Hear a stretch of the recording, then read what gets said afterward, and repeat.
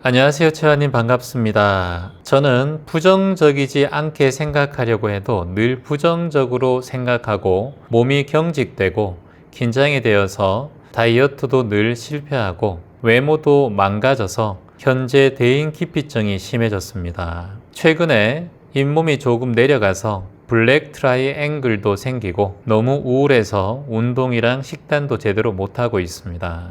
최근에 구강 건강에 너무 신경을 쓰다 보니까 일상생활이 힘들고 우울하고 극단적인 생각도 들고 밥도 잘 안 넘어갑니다. 일할 때마다 틈날 때마다 부정적인 생각을 사라지게 하고 건강을 되찾고 싶습니다. 이번 주부터 본격적인 심리 상담도 받기로 했습니다. 같이 명상도 병행해가며 부정적이고 건강하지 않은 제 자신에게 탈출하고 싶어요 라고 적어주셨어요. 이런 경우가 적지 않게 있습니다. 구강 건강에 신경을 쓰고 있다라는 지금 댓글을 남겨주신 질문자님의 마음이 댓글에 그대로 남아 있어요.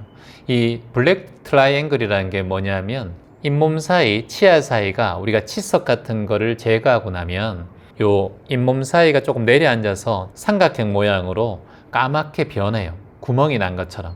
원래 치석이 있던 자리가 또 빠지면 스케일링하고 나면 그런 자리가 보이기도 하죠. 그만큼 그걸 자세히 바라보고 있다라는 거예요. 우리가 다리 종아리에 관심 있는 분들은 종아리가 조금만 굵어도 폼롤러 같은 걸로 자꾸 문지르고요.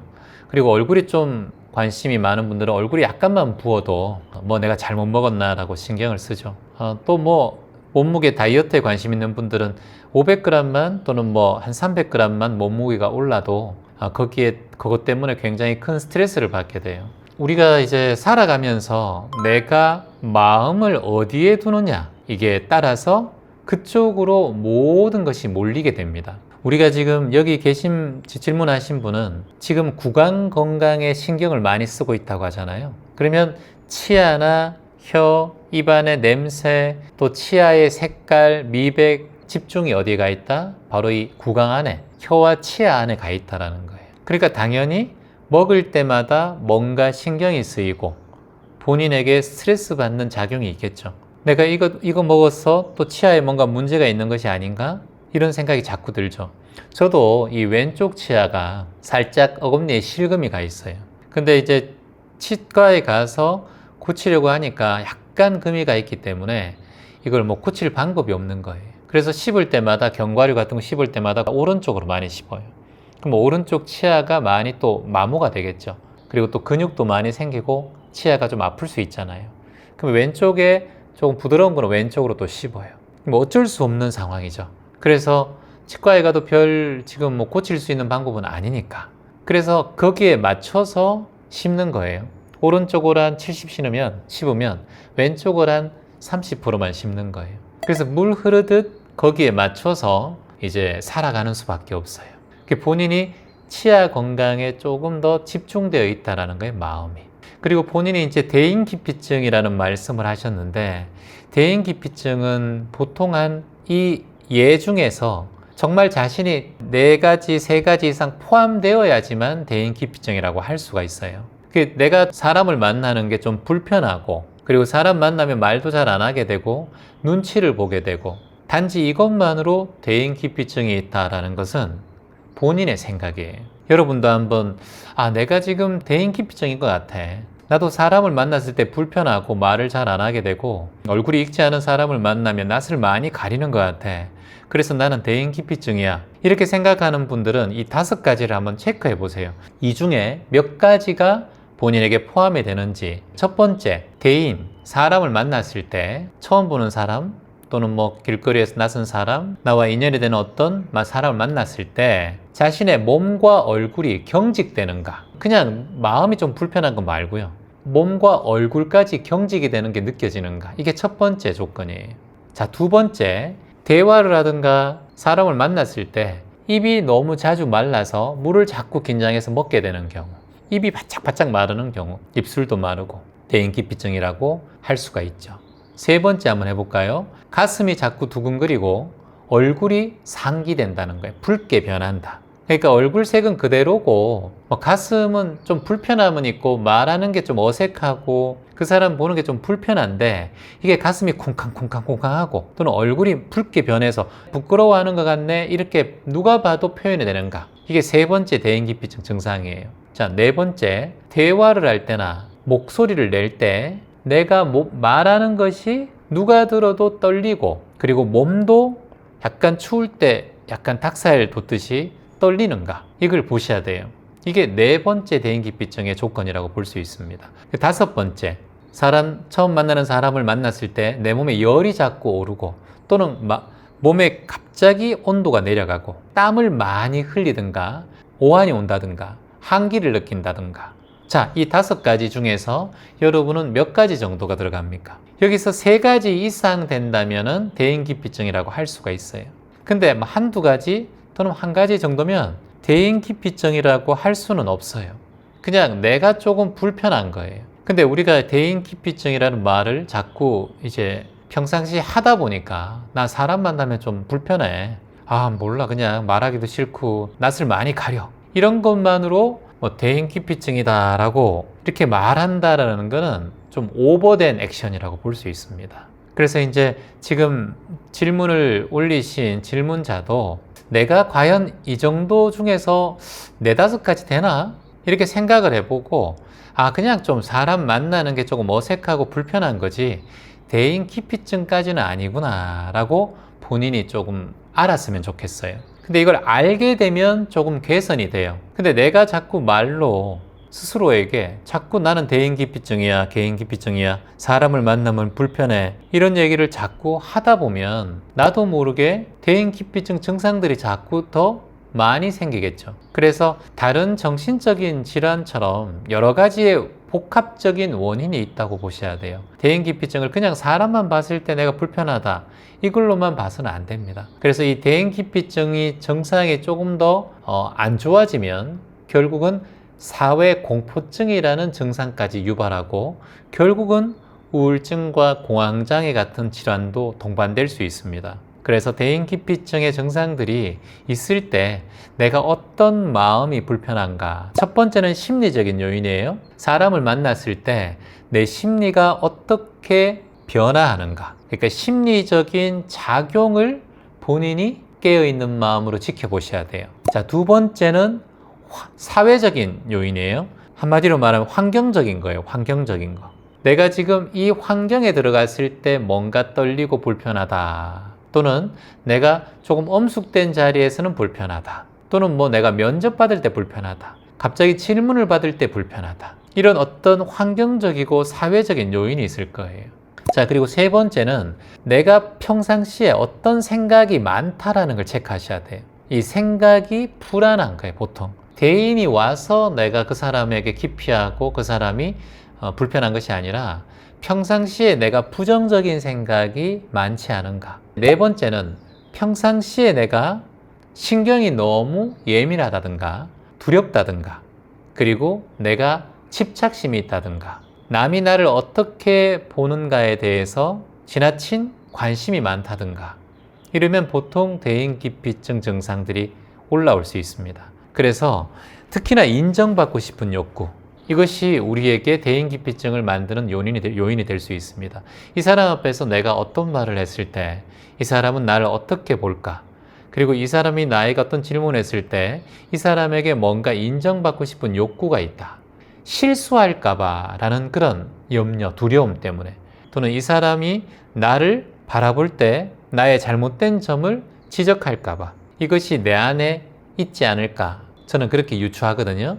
그리고 어린 시절 부모님과의 인연관계 속에서 엄마 아빠의 눈치를 자꾸 본다든가 엄마 아빠와 소통하는 게 어릴 적부터 좀 부정적인 환경에 놓였을 때 이 스트레스가 누적되어서 사회생활하면서도 그 영향을 계속 받게 되는 경우, 이런 경우도 대인기피증이 생길 수가 있습니다. 그래서 내가 어릴 때부터 부모님에 대한 눈치를 많이 봤었구나, 또는 내가 지금 누군가에게 인정받고 싶은 욕구가 좀 많구나. 그러면 내가 지금 미래에 대한 두려움 또는 실수를 하지 않으려고 하는 그런 집착이 있구나. 그러면 실수해도 괜찮아 하면 돼요. 나에게 화근해 주는 거예요. 귀점 명상해 주는 거예요. 실수해도 괜찮아. 나는 나를 아끼고 사랑할 거야. 이런 화근들을 자꾸 명상을 통해서 들어주시면 좋겠죠.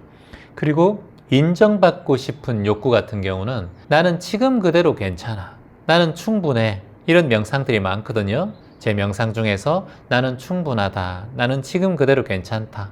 나는 이 세상에 하나뿐인 너무나 소중한 존재이다. 이런 얘기들을 자꾸 반복해 주는 게 좋죠. 자, 제가 마음의 숲 책자 중에서 101페이지, 100페이지 펼쳐보세요. 마음의 숲 책이 없는 분들은 저희가 무료로 배송해 드리고 있습니다. 배송비만 내면. 그래서 여러분들 함께 신청하시면 돼요. 자, 100페이지 한번 읽어볼게요. 8장. 나는 이 세상에서 단 하나뿐인 소중한 존재다. 나는 사랑과 자신감으로 가득 차 있다. 나는 남과 비교하지 않는다. 나는 누구와도 비교할 수 없는 온전한 존재다. 어떤 상황에도 나는 나를 사랑한다. 어떤 경우에도 나는 나를 아낀다. 나는 나 자신을 진정으로 받아들인다. 나는 소중한 존재다. 나의 자존감은 날마다 상승된다.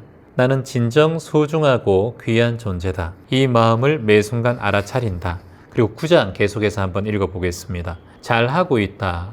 완벽하지 않더라도 지금 잘 해내고 있다. 불안해하지 마라. 흔들리지 마라. 나는 잘 나갈 것이고 잘 해결할 것이고 잘 풀릴 것이다. 잘 이겨낼 것이다. 잘했고 잘하고 있고 잘 될 것이다. 잘했고 잘하고 있고 잘 될 것이다. 잘했고 잘하고 있고 잘 될 것이다. 모든 순간을 물 흐르듯 받아들여라. 자, 이렇게 한번 읽어봤습니다. 그래서 이런 여러 가지의 이 좋은 말들, 이런 화근들을 귓전에 자꾸 들려주세요. 그리고 마음에서 100페이지, 101페이지를 계속해서 하루에 서너 번씩 읽어주세요.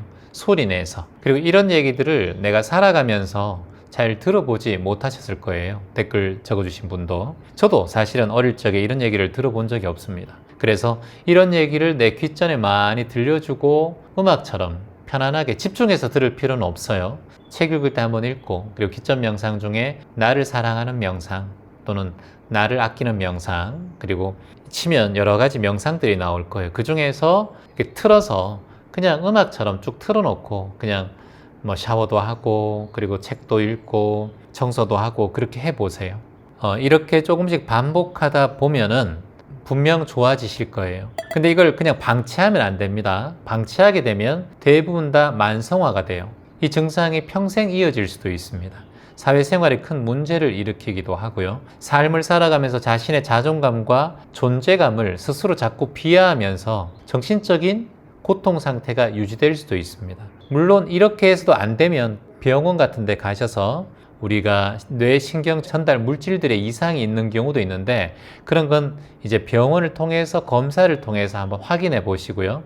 대부분 이렇게 조금 명상과 마음 공부 그리고 호흡 공부, 수행을 통해서 조금씩 좋아질 수 있습니다. 심하면 반드시 병원에 가셔서 체크를 해 보시는 게 좋다라는 말씀을 드립니다. 삶의 질을 올리기 위해서는 반드시 대인 기피증이나 사회 불안증, 공황이나 우울증 이런 것들을 개선시키는 게 훨씬 낫겠죠.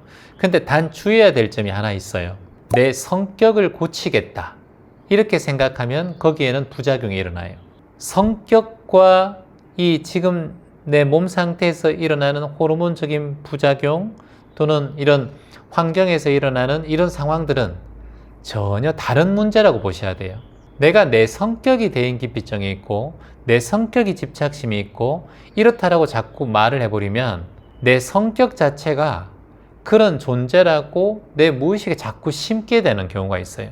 내 성격이 그런 게 아니라 어떠한 환경 속에서 노출될 때 또는 어떠한 화로부터 노출될 때 어떠한 상황과 인연관계와 상관관계가 있을 때 내가 이 감정이 표출되는 거지, 그걸 내 전체적인 모든 성격이라고 판단 짓지는 말았으면 좋겠다는 거예요. 그리고 우리가 자녀들이나 여러분 주변의 친구들 또는 배우자들에게도 당신 성격은 그래 이런 말들은 정말 조심하셔야 돼요. 가장 사랑하고 아끼고 챙겨줘야 되고 보듬어줘야 될 부모이고 자식이고 배우자가 자꾸 나쁜 상황의 성격, 넌 너무 성격이 급해서 그래, 너는 너무 신경질적인 성격이야, 이런 얘기를 나도 모르게 스스럼 없이 해요. 특히 자녀들에게, 특히 배우자들에게. 이거 굉장히 위험한 발언들이에요. 말이 씨가 됩니다, 여러분. 말씨라고 하잖아요. 씨앗이 된다니까요. 조심하셔야 된다는 거예요. 입이 뭐라고 했습니까? 복을 불러들이는 문이다. 입이 화를 불러들이는 문이다. 이걸 뭐라고 해요? 구시화문, 구시복문이라고 하죠. 그러니까 입 자체가 화를 불러일으키기도 하고 또는 복을 불러일으키기도 한다는 거예요.